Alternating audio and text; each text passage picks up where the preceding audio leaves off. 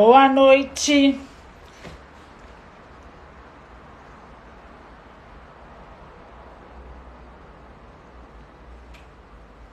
Oi, Fernanda. Tudo bem? Newton, Pati. Nossa, muito bom ver vocês. Oi, Edna. Tudo bem, querida? Muito bom ver vocês, muito bom. Acho que hoje vai ser uma live bem legal, hein? Né? Vamos aí falar com o Papa da reabilitação cardíaca, gente.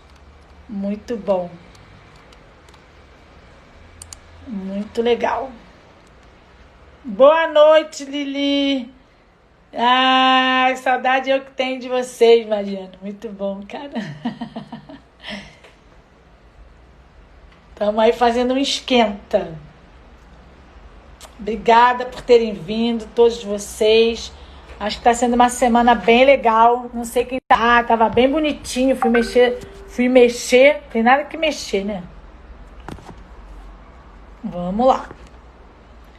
Rosana, Giovanni. Ah, só vocês mesmo, maravilhosos. Tô aqui tentando botar o celular em pé, gente. Que eu comprei um negócio lá para suporte, né? Vem lá da China mesmo, gente, porque nem chegou ainda. Puxada a beça. Xênia, Suede, quanto tempo, né, Suede? Ai, que coisa boa ver vocês, cara. Muito bom. Vânia, boa noite. Boa noite. Ah, vocês é que são top, cara. A minha internet... Não, travou mesmo, Giovanni. Travou um pouquinho, sim. Mas agora acho que tá de boa, hein? Acho que agora tá legal. Eu acho, né? Sugere-se.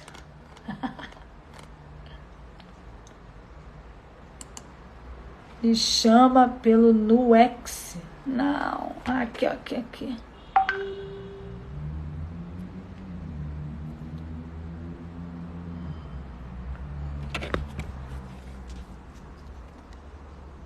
Vamos lá.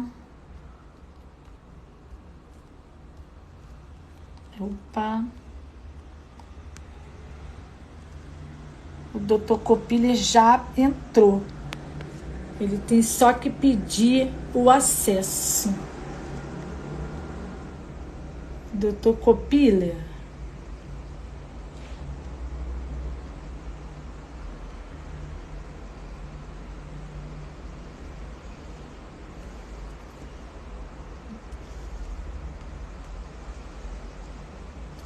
Não tá travando, não. Tá bom aqui.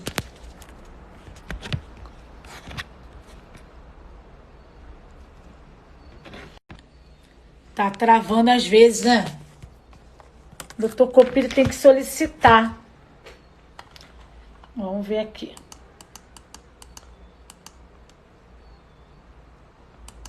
Peraí que ele tá digitando aqui uma coisa, gente. Você tem que me dar o acesso. Peraí.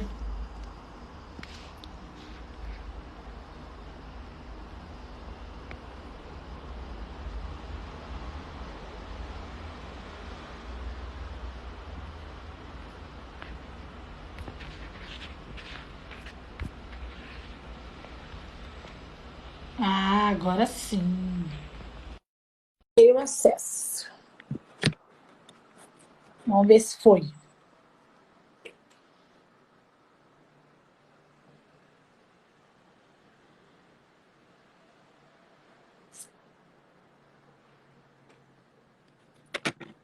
Diz que foi. Oi, agora estamos aqui juntos. Ai, que lindo! Vou pegar até meu óculos aqui. Vai chegar melhor. Tudo bem, Ana? Eu vou bem. E o senhor vai bem? Estava bem até 2 minutos atrás, até o Atlético Goianiense empatar com o Fluminense. Aí as coisas ficaram ruins pro meu lado. Tenho que te confessar que eu fiquei um pouco triste. Mas tricolor é assim mesmo, né?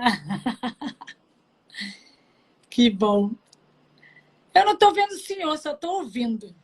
Ah, então, peraí, eu tenho que ativar a minha câmera. Então é isso. Eu acho que sim. Que ele diz que o senhor não está. Claudinha está demais mesmo, né? Claudinha está demais hoje. Eu idem, Claudinha. Estou muito sentindo a importante. Vamos lá.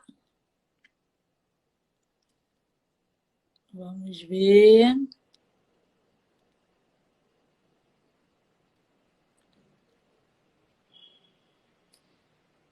Agora eu acho que vai, hein? Será que agora vai? Opa! Agora eu tô vendo o senhor, doutor Copilha. Tá me ouvindo? Agora tô vendo, tô ouvindo. Estamos aqui, ó, cheio de taquicardia, de alegria. Tem cardiologista na área, pode ficar tranquilo. De alegria. Ah, que bom, que bom. Nossa, é uma honra. Nossa, muito maravilhoso. A gente está aqui, os meus alunos estão chegando, nossos alunos, o professor Felipe vai entrar também. E aí a gente está só fazendo um esquenta, né, para a gente poder começar. E aí a gente ter aí a sua maravilhosa contribuição para os profissionais de educação física, né? Então, a gente está aí comemorando ao longo da semana, né? A semana, na verdade, é o dia do profissional de educação, mas como a gente é assim, muito espaçoso, né? A gente botou a semana inteira para comemorar, né? Coisas boas tem que levar tempo, né? Também acho, né? É isso mesmo, doutor Copilha. É isso mesmo. Bom, gente, olha só, vou ser pontual, né? Até porque a gente quer falar muita coisa, tem muita coisa para perguntar para o doutor Copilha, mas as pessoas vão entrando, enfim, né? Primeiro, eu agradeço imensamente ao doutor Copilha. O doutor Daniel Copilha é o chefe, né? O diretor de reabilitação cardíaca, né? Do Instituto de Cardiologia, lá de Laranjeiras. Eu fiz um curso de reabilitação com ele há alguns anos atrás. Foi o senhor e o Paulo Farenati. Farenati foi meu... na verdade, ele não é professor, não, porque ele ainda estava se formando. Eu e ele, a gente se formou na UERJ, mas ele era nosso monitor de fisiologia, né? E depois se transformou também nesse profissional super referenciado, super capacitado da educação física. E eu me lembro que foi um curso que estava lotado, foi maravilhoso. E lá o senhor já falava da importância do profissional de educação física, o mercado estava começando. Então, eu acho que agora ele está crescendo, mas eu acho que a gente ainda precisa, o senhor melhor do que eu, mas talvez a gente ainda precise que o profissional de educação física esteja mais engajado e mais consciente dessa área que ele possa atuar. Essa semana a gente teve aí uma conquista importante, porque foi liberada a lei que permite que agora os profissionais de educação física trabalhem dentro do hospital, né, junto com a equipe multiprofissional. Então, isso para a gente é muito bom. Felipe, meu querido, estou aqui fazendo as honras, né, agradecendo imensamente ao doutor Copilha, que aceitou aí o nosso convite pela ATP. E agradeço também a todos os mais de 200 alunos que se inscreveram, e profissionais, que não são só alunos, são profissionais de educação física, que se inscreveram para comemorar junto com a gente, né, o Dia do Profissional de Educação Física. Doutor Copilha, a palavra é sua, se apresente, a gente está aqui babando, né? E a gente já queria saber o que é a reabilitação cardíaca. O que o senhor pode falar para a gente? Bom, quem está chegando aí, primeiro agradecer o carinho da Ana de ter me convidado, do Felipe. Para mim é uma honra muito grande estar participando. Qualquer oportunidade que você tenha para poder trocar ideias, informações, estar aprendendo, trocando conhecimento, é sempre muito positivo. Eu falo sempre nos meus cursos até que aquela pessoa que acha que já sabe tudo, né, não está preocupada em estar aprendendo a cada dia, está fadado ao insucesso. Então, a gente tem que estar sempre buscando conhecimento, porque no dia que a gente parar de buscar, nós acabamos, né? Então, na verdade, eu sou responsável pelo serviço de reabilitação cardíaca do Instituto de Cardiologia. Eu sempre, desde muito jovem, eu sempre fui apaixonado por esportes. Então, eu fui atleta de judô, fui atleta de handebol e eu precisava de alguma forma, dentro da minha profissão, poder unir duas coisas que eu amo, né? Que é poder ajudar pessoas que têm problemas de saúde e a parte de exercício.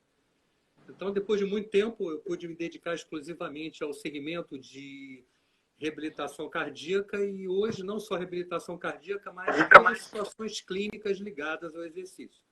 Mas, dentro do serviço do Instituto de Cardiologia, na verdade, a gente trabalha com a área de cardiologia do exercício. E você falou muito bem, Ana, sobre as questões relacionadas à reabilitação cardíaca, porque o que é a reabilitação cardíaca? Na verdade, é um tratamento e que a gente pode oferecer para os indivíduos que tenham doença do coração ou doença vascular, como hipertensão, sequela de AVC, entre outros aspectos. A gente tem que lembrar, de uma forma bastante importante, que quando a gente fala de reabilitar, a gente sempre pensa na prevenção secundária só, e a gente não pensa na prevenção primária, que é a possibilidade de você evitar ou retardar o máximo que puder que indivíduos venham a desenvolver a doença do coração ou que retarde esse desenvolvimento. Então é muito importante, e uma coisa curiosa que acontece para a gente na nossa prática do dia a dia, é aquele indivíduo que aparentemente não tinha nada. De repente, às vezes jovem ainda, teve um problema do coração e teve um infarto, ou foi revascularizado, ou fez uma angioplastia e chega na reabilitação praticamente morto, né? Eu morri e não sei, ou seja, minha vida acabou, tá tudo errado. Aí, na grande maioria das vezes, a gente informa para ele que a vida dele tinha acabado antes, só que ele não sabia. Agora é que a vida dele vai melhorar, Vai porque tinha uma começar. bomba atômica e não sabia.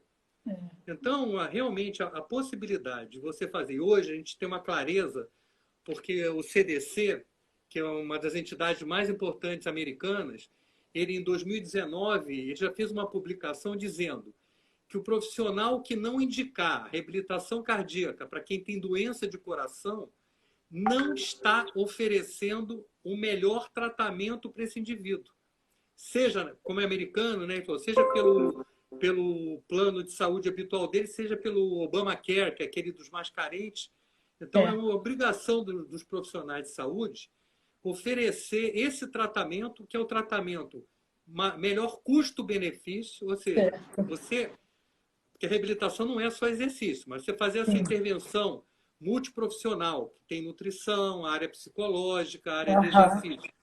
E, em paralelo a isso, você possibilitar com que esse indivíduo possa estar tomando remédio, possa estar diminuindo essa carga de estresse, todas essas condições, isso melhora a prognóstico, a evolução desse paciente e é mais custo-benefício que angioplastia, do que cirurgia cardíaca e do que a maior parte das medicações do coração.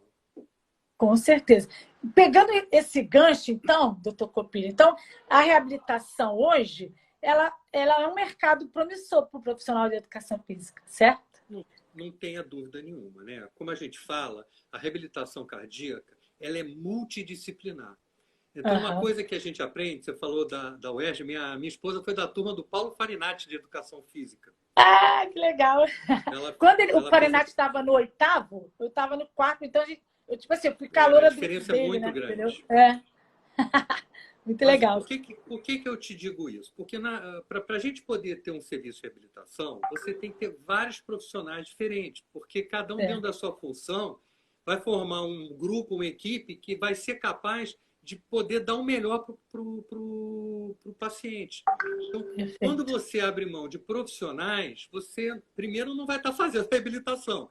Segundo, você não vai conseguir, de uma forma efetiva, oferecer o que tem de melhor para o teu paciente. Então, os profissionais da área de exercício, eles são fundamentais para que a gente possa efetivamente dar conta. Agora, um dado interessante, porque em 2002, eu acho que me falha a memória, tem um autor americano chamado Adz, que ele falou que em torno de 15%, isso nos Estados Unidos, 15% da população que infartava ou que era revascularizado, tinha acesso à reabilitação. 85% não tinha. No Brasil, Nossa. isso é muito menor.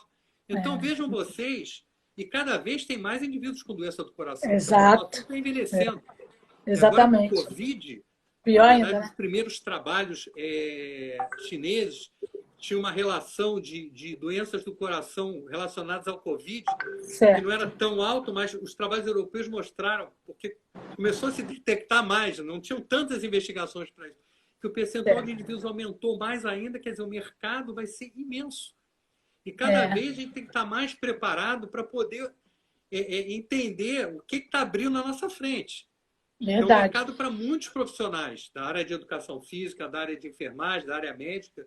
Então, é uma coisa espetacular. Eu me lembro que a gente começou a trabalhar lá no Pedro Ernesto, eu fui 10 anos no Aham. Pedro Ernesto, a gente começou a trabalhar com reabilitação cardíaca, era um sacrifício, mas a gente já vislumbrava isso. Então, hoje está Certo. muito melhor do que já teve, mas está muito, muito pequeno ainda, muito devagar. Entendeu? Pegando esse gancho, doutor Copito, na sua visão, né, quais seriam as barreiras que o senhor acha que o profissional da educação, até o estagiário, né? Porque, por exemplo, eu como professora e coordenadora de curso, eu vejo, isso não mudou muito da minha época, a maior parte ainda faz estágio naquela coisa que todo mundo faz estágio em musculação ou natação, né? Você não vê muito a procura deles por coisas diferentes, como, por exemplo, um estágio numa educação psicohospitalar ou numa reabilitação, numa clínica. Eu tenho alguns poucos. Eu tenho uma aluna, por exemplo, que ela é da tarde, ela faz o estágio na São José, no Hospital São José, tem uma clínica ali de reabilitação. Sim, sim. Ela já é Fabrício. top, assim, porque é tão difícil, né? São tão poucos. O que o senhor acredita? Aqui o senhor acredita que ainda tem essas barreiras, assim, tanto, né? Primeira coisa importante é que se a gente for avaliar, você não tem tantos serviços de reabilitação cardíaca. É, Então, se a gente pegar o Rio de Janeiro e São Paulo, que são os que têm mais serviços de reabilitação cardíaca, são muito poucos serviços. Então, serviços públicos, nós temos acho que 4 ou 5. entendi. E dois dos serviços públicos conseguem atender mais de 100 doentes por... Tem 100 doentes inscritos no programa. 2, eu acho. E privado você tem 4 ou 5 serviços, talvez não, tem mais serviços, mas Ainda é então eu pouco, acho né? que o número de serviços é pequeno. Eu acho também que durante a parte de formação do profissional de educação física, hoje está crescendo, mas não se enfatiza, porque não é só reabilitação. O mercado hoje das doenças e da necessidade da prática de exercícios para poder melhorar aquela doença ou mudar a evolução da doença é muito grande. Eu posso citar para você, Verdade. por exemplo, câncer. Câncer é um mercado É, espetacular, que você, na verdade. verdade, você pode estar preparando o paciente para o tratamento e depois mantendo ele o mais rígido possível durante É, e pós-tratamento. Igual HIV, né, professor, doutor Roberto? HIV, HIV que tem também, né? lipodistrofia e que a É, atividade física pode mudar esse perfil. É é, verdade. E que você tem também um aumento da dislipidemia por conta do colesterol, porque as medicações aumentam. Então, isso é certo. fato. Na verdade, doenças degenerativas cerebrais, como doença de Parkinson, ou É, se não, a gente pode falar demência senil, tudo isso pode ser prevenido. Mas aí é que cabe os formadores eles estarem dentro do segmento da certo. formação do profissional, as universidades, as faculdades, elas têm Fazendo que também parceria. mostrar isso e preparar. Eu É, acho que as universidades, se tivessem centros de reabilitação, não é centros de reabilitação cardíaca, é centros de reabilitações gerais, certo. entendeu?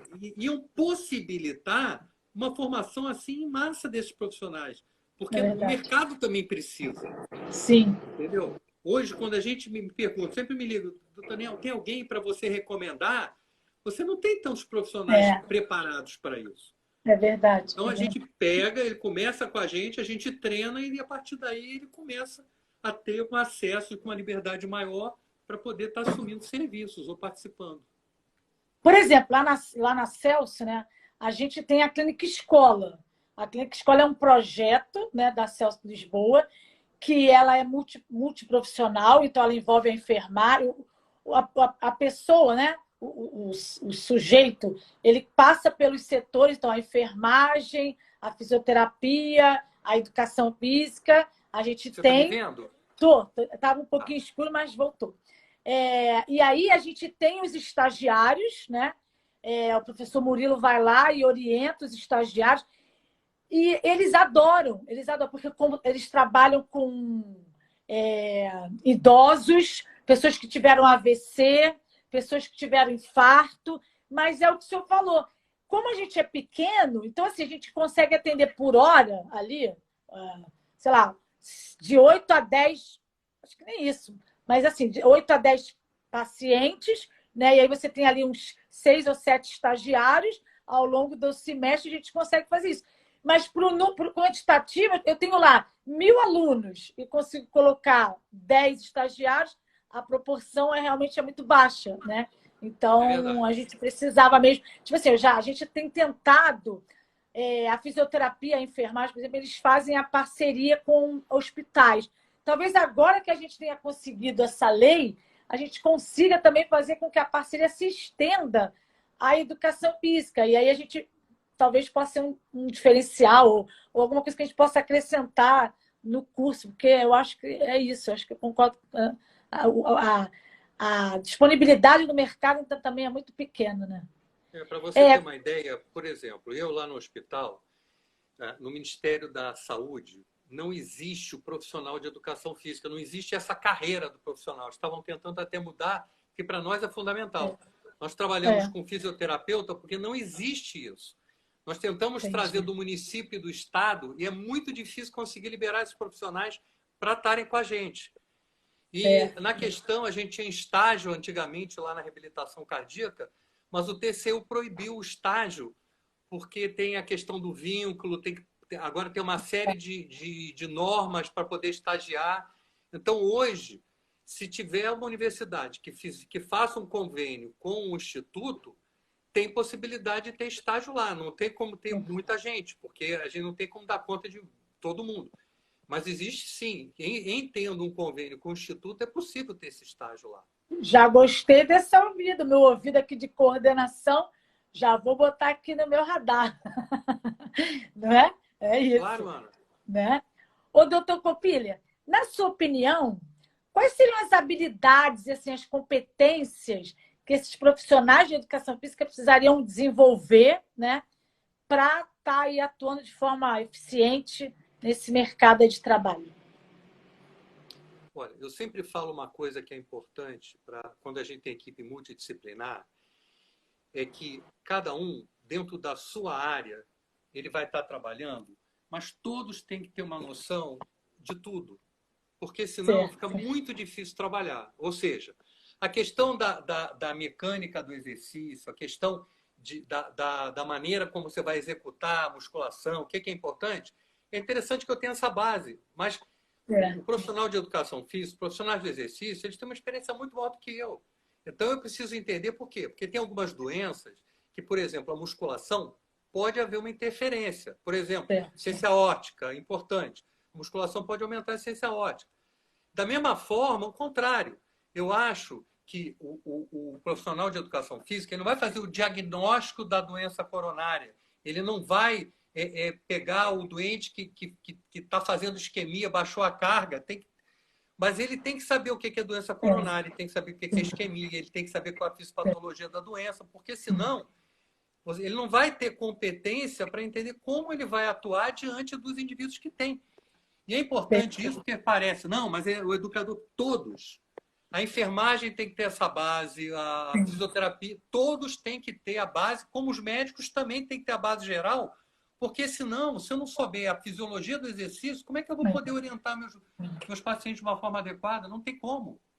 Perfeito, perfeito. Sabe que, assim, as aulas que eu ministro, né? Eu ministro as aulas de atividade física para grupos especiais, né? E eu estou trabalhando, a gente começou essa semana, então a gente começa com as coronariopatias, e aí é exatamente isso. A gente fala da fisiopatologia, fala dos fármacos, e aí fala do exercício físico, e a gente entende, é isso, é a mesma coisa com a nutrição. Eu preciso entender, né, um pouco a base da nutrição, não porque eu vá prescrever dieta, que não é minha competência, mas eu preciso entender como que o alimento vai afetar a minha prescrição de treinamento e vice-versa. assim como o nutricionista tem que entender da fisiologia. E eu acho que, assim, eu, quando me formei, né, não, a gente não tinha muito essa parte de atividade para cardiopatas ou para diabéticos, enfim. Isso é um pouco mais recente. Mas eu acho que hoje, a maioria das instituições, né, elas têm essa formação, pelo menos básica, para que o aluno possa realmente, né, vir a trabalhar com isso. Outro dia eu também estava buscando, eu vi que na USP eles têm um projeto de tipo residência para professor de educação física. Eles fazem até uma prova, que eu, na verdade, baixei a prova, e é especificamente para trabalhar com essa questão da reabilitação. E aí as exigências, quando você vai olhar as provas, as exigências são exatamente essas. A fisiopatologia da doença, o fármaco, então entender um pouco da farmacologia, entender um pouco de SUS, entender da coisa do secundário, do terciário, do primário. Então é um conhecimento bem generalizado para depois vir para uma coisa bem específica, né, doutor Copini? Não, com certeza. Por isso que eu falo sempre, né? Fico me perguntando, olha, eu quero saber como é que eu vou ter uma boa formação, qual é o profissional que é responsável pelo setor, Aí eu sempre respondo, olha, o profissional é aquele que tiver mais qualificado. Eu sempre dou o exemplo da corrida. Eu estou correndo, estou na frente, tem um concorrente que é do meu nível, está chegando. Se eu olhar para trás, ele vai me passar. Então, eu fico muito preocupado com a minha qualificação, com os meus pares. A gente tem que estar muito preocupado em estar bem informado, porque as coisas vão acontecer naturalmente. Você não vai se impor em determinada coisa sem você ter capacidade. Se você é muito competente, tem capacidade, você é uma pessoa de grupo, tem caráter, vão atrás de você, você não vai nem precisar procurar no mercado. Então, Verdade. ter uma boa formação ética e profissional, ela é fundamental para que a gente possa alcançar o objetivo. Demora mais, porque sendo ético, correto, demora um pouquinho mais. Demora mais. Mas quando você chega lá, aí é para ficar, né? É verdade, eu concordo. Como que é a relação, assim, no dia a dia, né? Como que é a relação entre médico, paciente, profissional de educação física? Como é que é essa convivência? É boa? Olha só, vou te dar um exemplo geral de como as coisas acontecem, e levando em conta toda a equipe multidisciplinar. Então, como é que é o nosso esquema lá no Instituto? Quando o paciente chega, ele vai sentar numa cadeirinha na porta. Então, eles sentam todos direitinho, e aí as duas meninas da enfermagem já vão conversar com ele para saber, tomou remédio? Você está com algum problema de dor no peito, passou mal à noite, está com falta de ar, dormiu bem? Elas vão fazer um inventário sobre as questões. Hoje, esse inventário é um pouco maior, porque com a questão do Covid, o que está acontecendo? A gente diminuiu muito o número de pacientes. Porque a gente agora, lá no Instituto, a gente recebe em torno de 12 doentes por hora. Então, hoje a gente está recebendo 3 doentes, cada um tem um circuito. Fora as perguntas habituais, a gente fez uma anamnese online, ou seja, já era o nosso paciente, a gente fez uma revisão para ver se teve doença, se teve alguém perto, alguém se contaminou, se ele tem transporte próprio. Quem mora longe, vem de condução pública, não estamos deixando voltar por enquanto.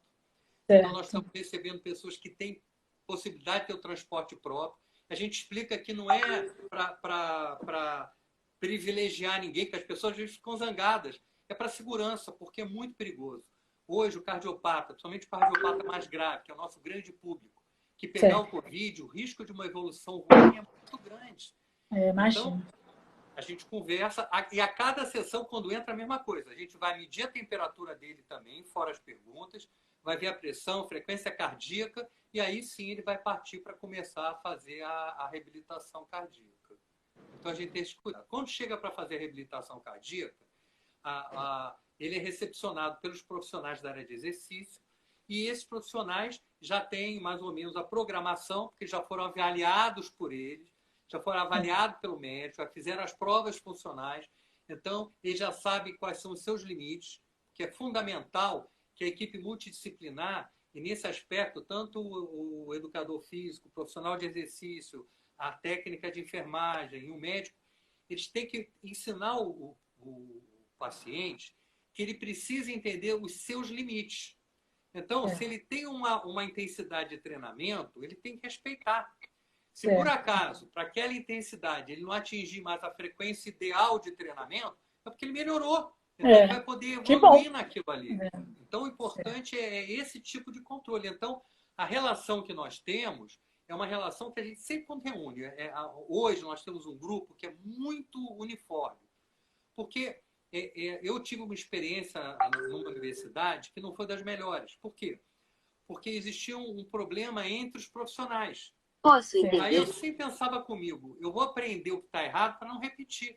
Então, se eu quero dar o melhor para o meu doente, e esse doente ele precisa de uma intervenção multidisciplinar, e eu não consigo me agregar ao grupo, isso vale para todos. Então, como é que eu posso falar que ele precisa? Então, existe um respeito muito grande, existe uma amizade. O nosso grupo, graças a Deus, eu tenho uma sorte muito grande. O profissional, desde que limpa a sala até os profissionais de nível superior, todo mundo tem um entrosamento muito grande, um respeito, a gente conversa. Muito bom. Quando é um assunto relacionado a profissionais, a gente senta, bate papo junto, temos liberdade para isso, entendeu? Então, são dados importantes, a gente estimula a formação dos profissionais. Os profissionais de nível superior, todos eles agora estão já entrando no mestrado, fazendo alguma coisa relacionada a esse segmento. Então, essa evolução ela é muito importante, entendeu? Mas ela passa pelas pessoas, porque hoje o grande problema da humanidade, infelizmente, são as pessoas. Concordo plenamente, doutor Copilha. Quem tem essa visão vai conseguir partir na frente, eu acho, entendeu? De você poder ter uma integração, mas tem que ter respeito de todo mundo. Não adianta um profissional, não importa quem ele seja, até o rapaz que limpa, não quer chegar na hora, não quer fazer o trabalho dele, faz mais ou menos, falta educação para alguém. Então, tá matando. Na verdade, o senhor está falando de 2 pontos fundamentais, né? Primeiro, quero agradecer aqui a professora Juliana, que ela é a coordenadora de nutrição, está nos dando a honra de estar aqui, né, assistindo nossa live. Mas, assim, o senhor falou uma coisa que é fundamental hoje em dia, né? A questão de você associar o fator técnico com a questão comportamental, né? Não adianta você ser uma pessoa maravilhosa tecnicamente, enquanto relação humana você não consegue ouvir, não consegue se doar, ou começa a se achar alguém melhor do que eu, né? Que é o que você falou. As pessoas precisam mais das outras, né? Eu, por exemplo, como gestora, né? Estou na coordenação há alguns anos, eu faço nada sozinha. Quem sou eu? Quem sou eu para... Então, assim, se o nosso curso, graças a Deus, né? É bom, junto com a enfermagem, é o maior curso da Celso, enfim. Se a gente tem os nossos alunos, tem o retorno dos alunos, é porque, na verdade, a equipe toda, né? Os professores entre si, a pessoa da limpeza, todos os setores, né, da instituição trabalham engajados para que as coisas possam acontecer. Então, e também o privilégio que a gente normalmente a gente atrai pessoas boas, né? Eu acho que a gente tem essa energia, né? Isso é muito importante, é verdade. Doutor Coppiler, quais são hoje, assim, né? Se a gente pensasse, o senhor já falou que tem algumas, mas assim, quais seriam hoje o principal mercado de trabalho, né, em termos de reabilitação cardíaca no Rio de Janeiro, além dos hospitais? Eu acho que tem algumas clínicas, né, de reabilitação. Na verdade, você tem em hospitais, você tem o Instituto de Cardiologia, você tem o IECAC, você tem o Fundão, você tem a UF. O Oscar Clark, a médica, teve um problema, fechou, já tem mais que uns 2 anos, não tem mais o Oscar Clark. A aeronáutica parece que abriu, foi até uma residente minha na aeronáutica que abriu. Legal. Tem serviço na aeronáutica.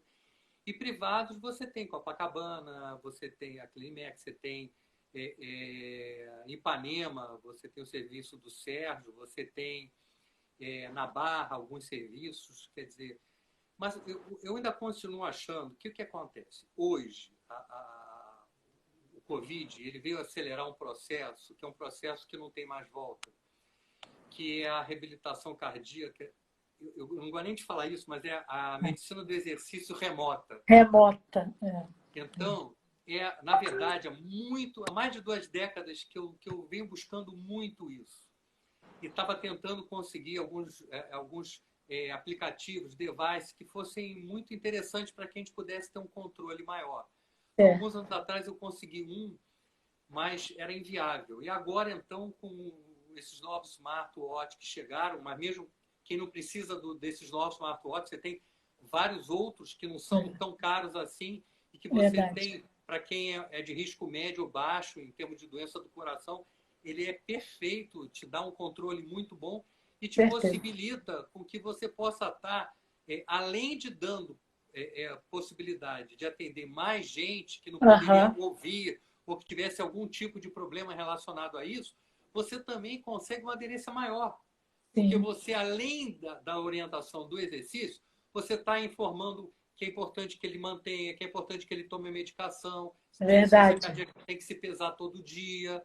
Se tiver algum sintoma, ele vai avisar. Então, você tem, além do exercício, um controle muito grande e você está dando informações para esse indivíduo para que ele, de alguma maneira, ele possa estar se motivando para continuar.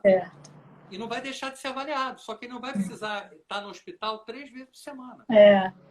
Que muitas vezes é uma coisa que ele não gosta, dificulta um pouco a aderência, de repente, dele, né, ao programa. Com certeza, mas a questão é que o que acontece? Os problemas são muitos. Um eu tenho meu grupo de reabilitação, eu dou alta. E se de repente eu dou alta para 100 doentes e 90 param de fazer exercício, todo o meu trabalho foi jogar no lixo.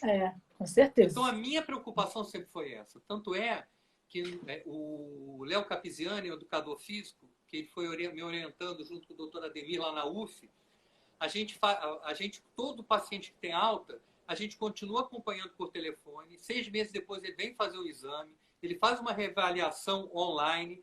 Então, isso fez com que nós tivéssemos 67% de aderência pós-alta. Que é uma coisa absurda em termos de aderência. Porque, verdade. na verdade, você tem que controlar. E, às vezes, esse indivíduo vai parar de fazer exercício, não é nem porque ele começa a ficar deprimido, perde o estímulo. Então, se não saber que tem alguém ajudando ele, estimulando, o ser humano é assim, precisa de estímulo. Tanto é que o personal hoje é o grande, né? Porque é isso, que as pessoas precisam... Às vezes, ela não está nem preocupada em ganhar muita performance, mas é isso, ela sozinha, de repente, ela não vai conseguir fazer. Então, se ela tiver alguém ali para motivá-la, ainda mais nesse caso... Imagina o personal de um cardiopata de baixo ou médio risco, de um paciente que precisa de um treinamento antes de começar o tratamento para o câncer, para HIV.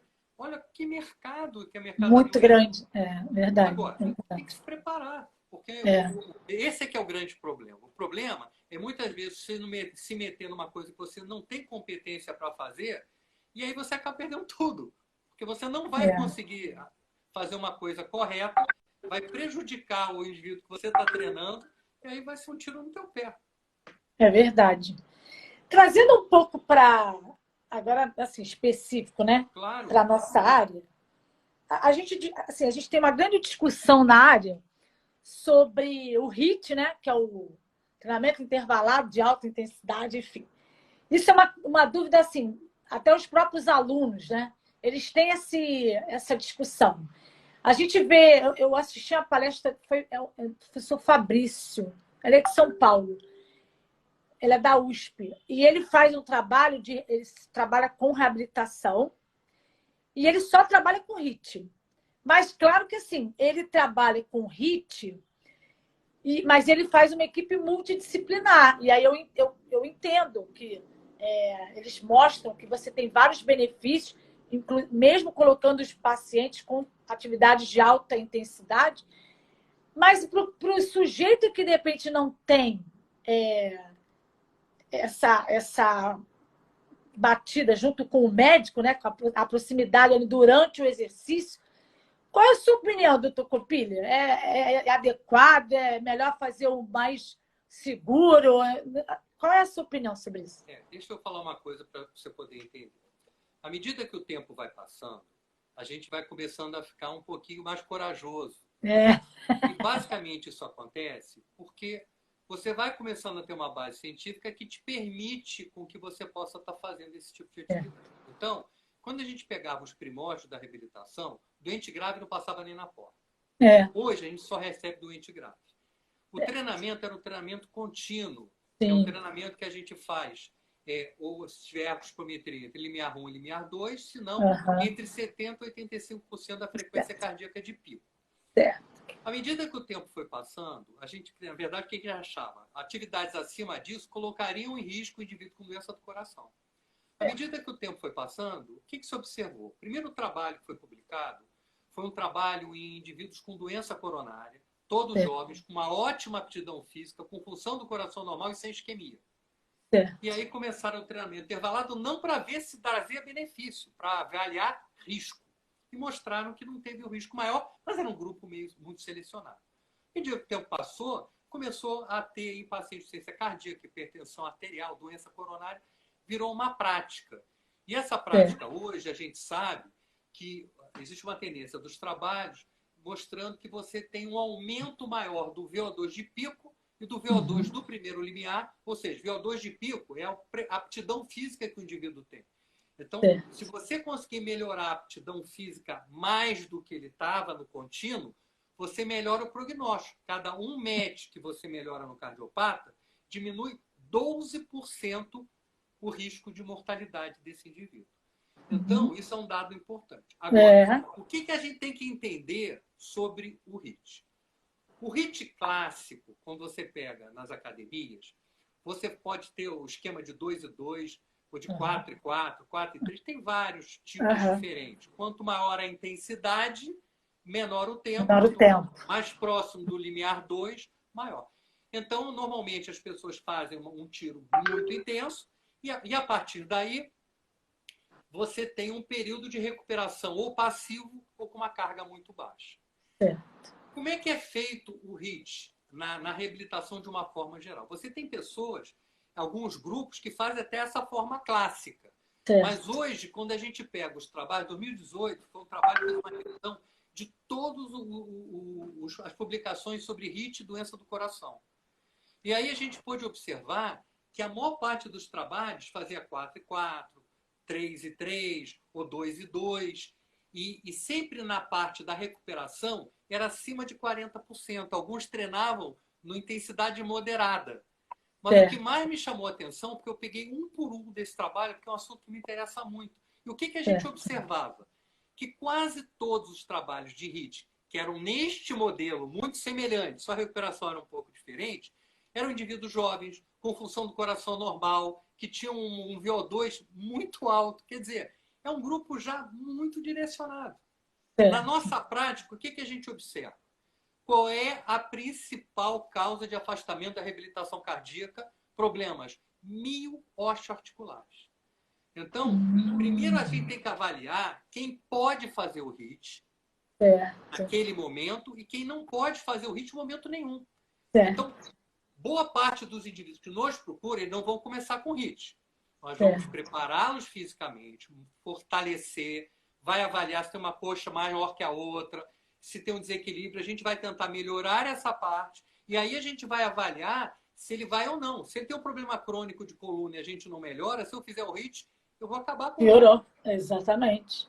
E outro dado na prática que a gente observa é que a grande parte dos pacientes nunca fizeram, às vezes estão acima do peso. Então, quando a gente consegue modular o HIIT deles, a gente dá tiro, às vezes, de 1 minuto, 30 segundos, 2 minutos. Depois a gente faz uma recuperação e tem resultados excelentes. É um HIIT mais curto, é descrito numa revisão de um brasileiro de São Paulo de 2016, mostrando resultados. E nós temos esses resultados também. Então, o HIIT, para quem pode fazer, é a melhor modalidade. Agora, nem todos podem fazer. E outro dado importante é porque quando a gente lida com esporte, ou quando a gente lida com academias, a gente está acostumado a pegar pessoas mais jovens, mais íntimas. Então, alta intensidade para um vovozinho que nunca fez de 70 anos, às vezes é andar um pouquinho mais acelerado. Isso é muito intenso. Então, a gente tem que entender também o que é alta intensidade para cada indivíduo. Né? É verdade. Do treinamento. Um outro tema também que eu acho interessante, eu tenho lido bastante, é isquemia reperfusão. Eles fazem, né? Então, assim, eles mostram que... Eu li um trabalho muito legal, esse trabalho que eu li, que eles faziam 5 minutos de isquemia com 5 minutos de reperfusão. Eles tinham sofrido infarto agudo do miocárdio. E aí ele mostra um dos benefícios lá que eles falam, é a mitocôndria, a proteína de mitocôndria, né, ela vai impedir lá a saída do citocromo. E aí ele vai explicando que ele vai adaptar aquele sujeito a um déficit lá de oxigênio, porque quando ele tiver um infarto, o risco dele morrer ou ter uma segunda alteração significativa, ele tem essa proteína de membrana da mitocôndria fechada, né, que não permite esse extravasamento. E aí eu tenho lido muito isso também. Eles têm usado muito esse método de isquemia reperfusão, mesmo em indivíduos com nível, né, grave, enfim, de lesão. O que o senhor fala sobre isso? Vamos tentar entender, porque isso é um dos temas hoje mais atuais. Então, na verdade, o que a gente está falando são de várias modalidades que nós temos de treinamento com isquemia. Então, você tem chamada isquemia remota, que é justamente a que você falou, em que você está, por exemplo, você pega um membro e você vai fazer... existem 2 modelos. Tinha um modelo que era de uma isquemia total e você tem um modelo que você tem uma isquemia parcial. Porque o que acontece? Quando você faz uma isquemia total e bota 5 minutos apertando, é uma coisa extremamente incômoda e dolorosa. Eu já fiz em mim, quando a gente começou a montar os trabalhos relacionados a isso, é muito doloroso. Com o vovozinho, então, é insuportável. Depois eles mudaram, tem uns trabalhos já mostrando que você tem uma isquemia em que você não tem uma oclusão total com resultados adequados. Então, qual é esse objetivo? Esse objetivo, de uma forma mais simplista, é você, de alguma maneira, mostrar que tem uma isquemia que não é muito prolongada e, a partir daí, você deixa o fluxo chegar. Quando você tem essa isquemia, você tem uma liberação de uma série de substâncias. E essas substâncias estão mostrando, opa, tem alguma coisa que está errada, melhorou. Opa, tem uma coisa... Porque se você fizer isso por um tempo prolongado, é que nem um infarto. Teve um trabalho de 1986 em que ele pegou cachorros e fez uma isquemia nos cachorros, assim mesmo, 5 minutos de reperfusão. Fez 4 séries. E depois fechou a artéria por 40 minutos. Isso foi na artéria, fechando a artéria circunflexa do cachorro. E no outro grupo ele não fez a reperfusão. Na verdade, ele não fez esse treinamento de reperfusão inicial, só fechou. O que aconteceu? No indivíduo que fechou, no cachorro que fechou 40 minutos a artéria, depois de ter feito o treinamento de isquemia e reperfusão, teve 1/3 de necrose comparado com outro grupo que não tinha feito isso. Mas ele pegou um cachorro e fechou por 3 horas, não adiantou nada, porque um tempo muito prolongado, por mais que o teu coração esteja treinado, não tem jeito. Não tem jeito, Esse tipo de reperfusão, ela é muito interessante porque você faz no membro, mas essas substâncias que você libera, ela vai estimular dentro da célula, através de sininas, uma série de substâncias que vão ligar receptores, e elas vão fazer com que você tenha uma liberação de substâncias como RNA, etc., que vão formar proteínas que vão lembrar do que aconteceu e também vão permitir com que você tenha a proteção. E a gente fala de uma maneira até mais simples, porque o que acontece? Hoje, uma outra forma que você tem é o que a gente chama até de pré-condicionamento isquêmico. Assim O que é pré-condicionamento isquêmico? Nós temos uma experiência de mais de 5 anos e é muito impressionante, porque uma das coisas que mais frustra qualquer profissional é quando uma pessoa chega para você e te pede uma coisa, você olha e fala, caramba, não tenho nada para dar. Então, é muito triste. E a gente tem observado que com a gravidade dos pacientes, com o maior numerário, vem muita gente procurar, vem um colega e fala, Daniel, isso é muito comum falar para mim. Olha, estou com um problemaço aqui, eu estou com um paciente meu que ele já operou o coração, ele já foi angioplastado, ele está plenamente medicado, não tem mais como intervir, não tem o que fazer por ele. E ele tem dor da seguinte maneira, função ruim e se ele venha, por exemplo, ele soltou do ônibus até a porta do hospital, ele tem que parar 4 vezes com dor no peito. O que eu faço para ele?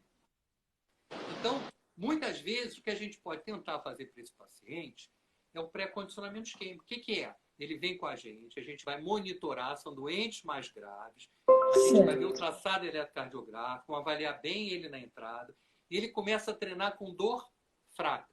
Isso só pode ser feito dentro de um serviço médico hospitalar, supervisionado com profissionais experientes. É muito profissional. Mas ele começa a trabalhar com dor no peito, é 10 segundos, é 20. A gente vai trabalhando. E a gente começa a observar que, à medida que o tempo passa, ele consegue aumentar o tempo de exercício e, às vezes, a intensidade.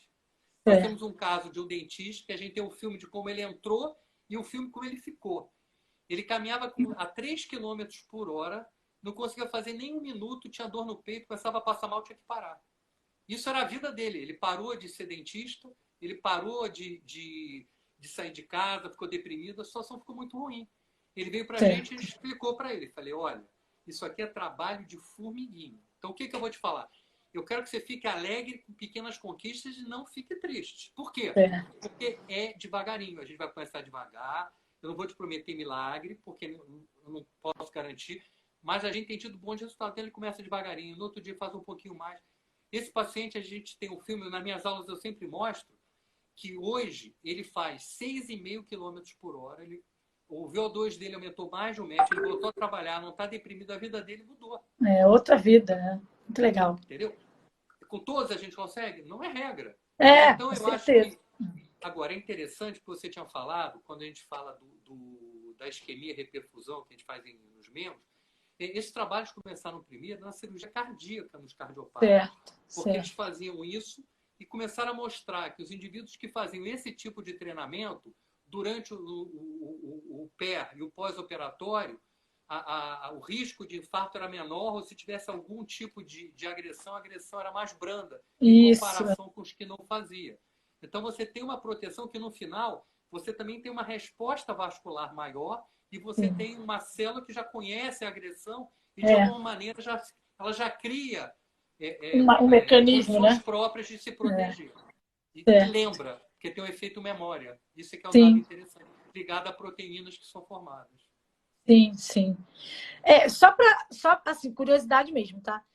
Assim, porque, na verdade, a gente, quando estuda isso, né, a gente entende que o processo de isquemia e reperfusão, ele gera um aumento significativo de radicais livres, enfim, de espécies reativas de oxigênio.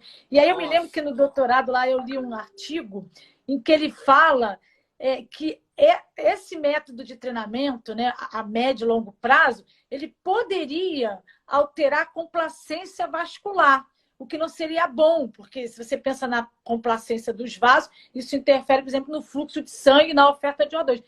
Então, de alguma forma, assim, haveria um tempo, ou sei lá, talvez não dê para fazer, por exemplo, um mesociclo, sei lá, 4 meses assim, ou então, uma vez por semana ou 2, e os outros a gente faz o normal. Entende? Teria algum... Eu nunca li nenhum artigo que tenha falado um pouco disso, mas isso é uma curiosidade que eu tenho. Eu nunca li nenhum artigo desse que faça um treinamento, uma periodização, sabe assim? A pessoa foi submetida a 4 meses, 6, não. Normalmente eles fazem agudo. Eles fazem um dia e mostram o resultado. Então, depois que eu li esse artigo, eu falei, realmente, se a gente pensasse a médio e longo prazo, em vez de ser benéfico, poderia gerar malefícios, né? Então, qual a sua opinião sobre isso? Primeiro, vamos entender uma coisa que é importante, né? Hoje se pesquisa muito com isquemia remota, mas em termos de treinamento, é uma coisa que ainda não está estabelecida de forma categórica. Entendi. E não é uma coisa que é utilizada nos serviços. Então, eu acho que tem uma boa perspectiva, a gente tem que estudar mais, a gente tem que ver as respostas para que a gente possa efetivamente estar utilizando. Mas, então eu estou falando da remota. Quando a gente trabalha com isquemia, por alteração no eletro ou por dor no peito, a lógica é muito parecida, só que, de alguma maneira, a gente tem um controle melhor e a resposta vascular é tão superior que ele, à medida que o tempo vai passando, ele vai progredindo na melhora. Porque o pulo do gato, que você falou, tem uma lógica absoluta. Porque o que acontece? As agressões, como é que a gente consegue melhorar o músculo, a força muscular? Você não faz pequenas inflamações e a partir daí você vai verdade, tendo uma reação e melhorando? Sim. Então, a nossa lógica é a mesma. Quando eu faço a isquemia, eu estimulo a liberação de um processo inflamatório local. Se esse processo for muito intenso e prolongado, ele vai ser ruim, ele não vai ser deletério, exato. Então, quando eu consigo fazer com que este processo ele ocorra de uma maneira que não seja tão intensa, que seja de uma maneira... Ele vai ser um processo inflamatório, teoricamente, que vai ser positivo. Do bem. Entendi. Exatamente. E progressivo. Tanto é que a nossa experiência nesse sentido ela é muito grande. Agora, o que eu te digo, a isquemia remota não é uma coisa que hoje é estabelecida. Então, eu acho que é promissor, a gente tem que entender um pouquinho melhor qual seria a dose, qual seria o modelo, e poder entender mais, fazer mais testes, porque boa parte deles mostram também que quando você faz a reatividade vascular, seja por medida de fluxo, seja por plasmografia, você já tem alguns trabalhos mostrando que você tem uma melhora vascular contralateral, por exemplo. É interessante isso. Essa resposta ela é sistêmica, ela não é uma resposta local. Mas eu acho que a gente precisa de mais pesquisa ainda em termos de isquemia remota para reabilitação, mas pré-condicionamento, eu não tenho a menor dúvida que, sabendo fazer de uma forma adequada, entendendo cuidados, é um modelo excepcional e que sempre que eu posso trabalhar com dor no peito, eu trabalho com dor no peito. Nossa, muito bom. Dentro do ambiente, dentro de um ambiente controlado. Né? A gente fica com medo, mas eu não tenho mais medo nenhum. Mas é porque o senhor é o papa lá, o médico. A gente vai mais... Nunca tivemos uma complicação. Então, isso é interessante, porque toda vez que a gente lê os artigos, eles falam isso. Por mais que tenha risco, não tem assim, o risco, a probabilidade, mas não acontece. São muito poucos os casos que tiveram, né, no ambiente lá, que o sujeito teve alguma complicação, porque não tem, né? Muito demais, muito legal. Treinamento intervalado, né? Tem um trabalho dinamarquês que ele comparou, acho que foram 8 anos ou 9 anos de treinamento intervalado com treinamento contínuo lá, e na Dinamarca eles não são brinquedo, não. Eles lá são bem agressivos. E em 8 anos, o treinamento contínuo teve uma morte e um evento grave. E o treinamento de alta intensidade teve 2 eventos mais graves, mas sem morte, durante 8 anos. Ou seja, ele é seguro, né? Seguro. E é interessante também porque na própria isquemia, no treinamento isquêmico, tem um trabalho que mostra que ele pegou um grupo de indivíduos com doença arterial coronária grave de pelo menos uma artéria, todos eram isquêmicos na prova funcional, dividido em 2 grupos. Um grupo treinou abaixo do limiar isquêmico 10 batimentos. E outro grupo treinou com dor no peito. Eles começaram com 20 minutos, 40 minutos, 60 minutos. Nos 20 minutos, pelo menos 50% do treinamento tinha dor no peito, 40 minutos, cerca de 65%, e com 60 minutos, mais de 70% do treinamento com dor no peito. Alteração enzimática, morte celular, não teve alteração enzimática. Alteração ecocardiográfica, piora da função, alguma disfunção alimentar, nada. Ou seja, não teve complicações maiores. Mas é claro, tudo é uma experiência. A gente vai ganhando mão, que nem o cirurgião. Com certeza. O cirurgião, ele vai pegando a técnica. Se ele ficar sem fazer, ele perde a mão. Então, você tem que estar atuando, você tem que estar fazendo para ganhar experiência, porque isso faz parte do processo. Ninguém é melhor do que ninguém. Gente, olha aqui. Só tem 50 segundos. Tinha que ter uma live de 2 horas, porque o senhor é maravilhoso.